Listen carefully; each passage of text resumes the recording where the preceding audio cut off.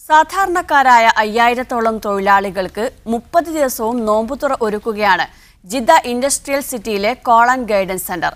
വിവിധ കമ്പനികളിൽ ജോലി ചെയ്യുന്ന വ്യത്യസ്ത രാജ്യക്കാരായ തൊഴിലാളികൾക്കാണ് ഈ ഇഫ്താർ വിരുന്ന് ആശ്വാസമാകുന്നത്. Jeddah Sanaya call and guidance സെന്ററിന്റെ മേൽനോട്ടത്തിലാണ് റമദാനിലെ 30 ദിവസവും വിപുലമായ രീതിയിൽ ഇഫ്താർ വിരുന്നൊരുക്കുന്നത്. സനായയിലെ മസ്ജിദ് ഉഹുദിനോട് ചേർന്നാണ് പ്രധാന പന്തൽ. വിവിധ കമ്പനികളിൽ ജോലിയെടുക്കുന്ന നൂറുകണക്കിന് തൊഴിലാളികളാണ് നോമ്പുതുറക്കായി ഇവിടെ എത്തുന്നത്. ഇതിനു പുറമെ വിവിധ കേന്ദ്രങ്ങളിലും ജാലിയാത്ത് നോമ്പുതുറ ഒരുക്കുന്നുണ്ട്. طبعا نحن نستهدف 10 مواقع موجودة في داخل المدينة الصناعية بفضل الله عز وجل.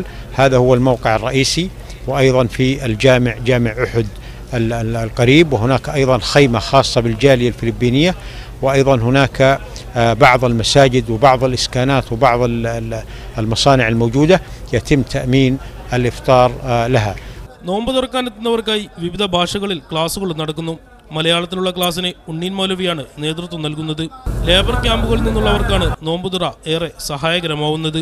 ഈ സനായിലുള്ള ആളുകൾക്ക് വളരെ ഉപകാരമാണ്. ഇപ്പോൾ ഈ സാമ്പത്തിക പ്രതിസന്ധി കാരണം വളരെയധികം കഷ്ടപ്പെടുന്ന ജനങ്ങൾക്ക് വേണ്ടി ഈ ഇഫ്താർ ഒരുക്കുന്ന ഗൈഡൻസ് സെന്ററിന് വളരെ നന്ദി.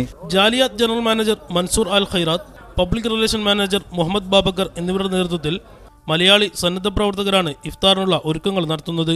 നോമ്പ് തുറക്കു പുറമെ വിവിധ മത്സരങ്ങളും സമ്മാന പദ്ധതികളും സനായ കോൾ ആൻഡ് ഗൈഡൻസ് സെന്ററിന്റെ നേതൃത്വത്തിൽ നടക്കുന്നുണ്ട്. Media 1 Jeddah.